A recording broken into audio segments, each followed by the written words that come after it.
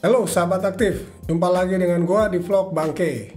Kali ini gua akan share mengenai tipe-tipe sepatu. Nah, sepatu lari nih pastinya. Kenapa lu perlu tahu tipe-tipe sepatu? Pastinya biar lu nggak salah beli.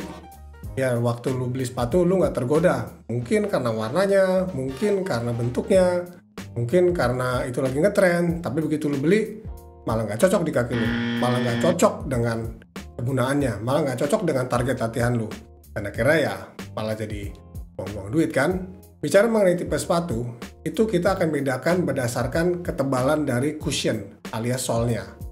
Jadi mulai dari yang paling tipis sampai yang paling tebal atau yang biasa kita sebut dengan maksimalis. Biar sahabat aktif lebih mudah memahami tipe-tipe sepatu ini, gua akan tunjukin tipe-tipe sepatunya berikut dengan contoh-contoh sepatu yang kebetulan gue punya. Jadi mungkin ada yang nggak gue punya, ya ada. Jadi gue hanya akan cerita aja, apa yang gue punya akan gue tunjukin sebentar lagi. Let's go! Woi Bangke, yang pertama adalah tipe sepatu yang profil solnya paling tipis.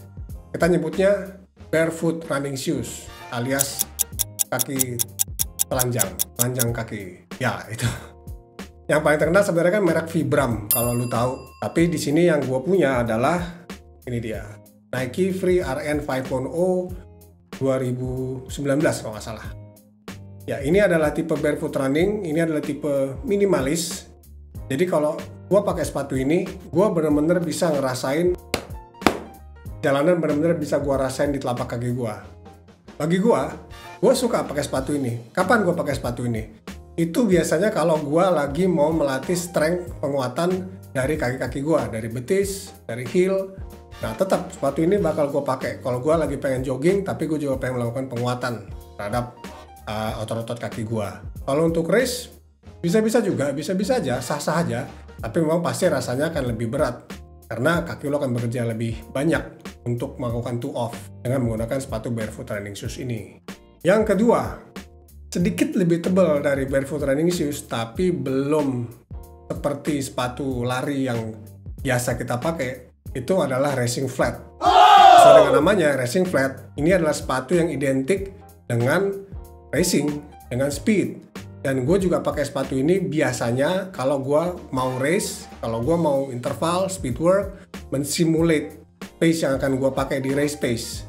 Ini dia contoh sepatu yang gue punya.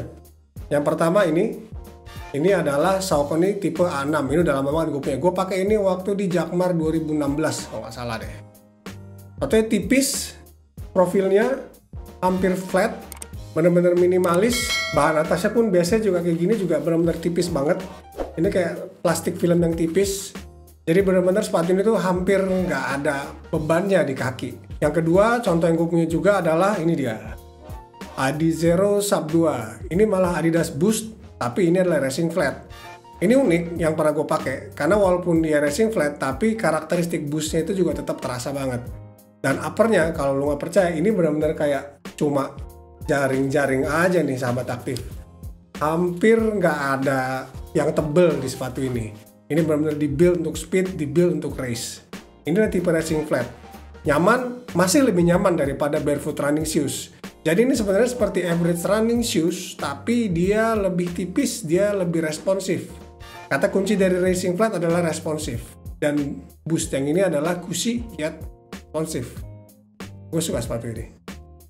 Yang ketiga, nah ini dia yang kalau istilahnya adalah your average running shoes. Inilah dia, medium cushion running shoes. Ini yang gue punya. Saucony Freedom ISO 2. Gue juga punya ISO yang pertama. Ini juga sebenarnya sepatu favorit gue banget nih. Jadi yang khas dari medium cushion running shoes adalah yang jelas ya solnya itu just about right, pas tebelnya, nggak tipis kayak racing flat, tapi juga nggak maksimalis. Apa itu maksimalis? Abis ini kita akan bahas. Jadi kalau gue pakai sepatu ini, gue akan pakai untuk regular jogging, untuk long run. Jadi ya nothing too much, tapi cushion levelnya itu pas, level of responsiveness itu pas, dia nggak berat. Biasanya medium cushion running shoes ini juga memiliki perbedaan heel tutu yang nggak gitu, yang lumayan jauh, biasanya antara 8 ke 12 atau antara 12 ke 16. Jadi ini dia medium cushion running shoes, your average running shoes. Yang terakhir itu adalah maximalis. Sebenarnya sepatu maximalis ini yang pasti sahabat aktif tahu itu brandnya adalah Hoka One One. Bukan Hoka One One loh, Hoka One One. Ya, Hoka One One itu yang terkenal dengan yang namanya sepatu maximalis, maximal cushion running shoes. Tebel, tapi kalau kata teman-teman yang pakai sih ada beberapa yang responsif, ada juga yang memang nggak berat rasanya karena dia juga memiliki efek rolling. Kalau yang gue punya, yang gue anggap sepatu maximalis adalah ini dia nih, sepatu favorit gue juga nih.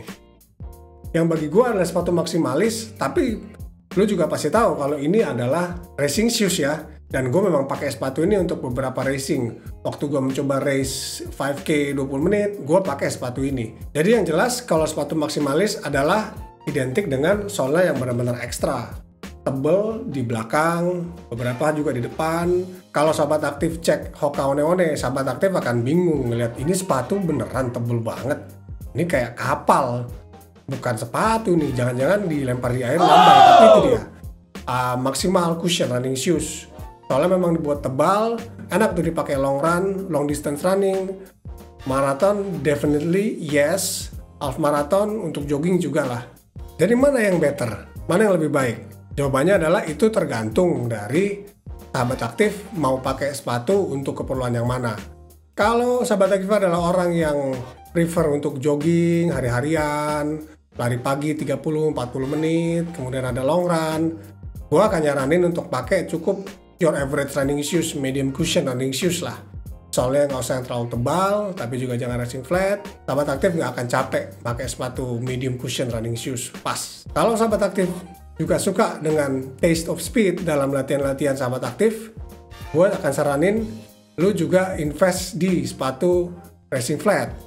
Karena itu akan membantu banget pada saat misalnya lu melakukan interval atau speed work, otomatis otot-otot kaki lu seperti heel, seperti calf itu akan terlatih juga untuk ngangkat, untuk two off, untuk landing, dan akan lebih membantu dalam apa yang namanya natural running form, akan terlatih kalau kita latihan pakai racing flat. Maximalis shoes, ya yang gue punya sih Nike Zoom Fly ya.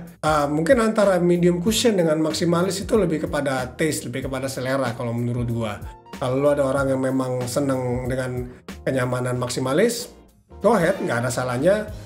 Kalau teman-teman juga ngerasa maximalis terlalu berat, lebih prefer dengan sepatu yang pas aja cushionnya, then go for a medium cushion running shoes.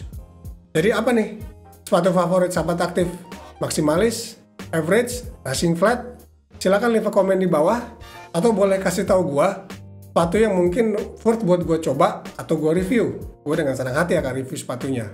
Itu dia tipe-tipe sepatu yang gue tahu, yang gue punya dan gue udah pakai. Apa ada bedanya, apa benefitnya, kelebihannya masing-masing. Semoga bermanfaat buat sahabat aktif sekalian. Dan yang pasti, jangan lupa like dan subscribe. Setelah share konten ini, biar gue juga makin semangat untuk membuat konten-konten bermanfaat lainnya. Sampai ketemu lagi dan peace out.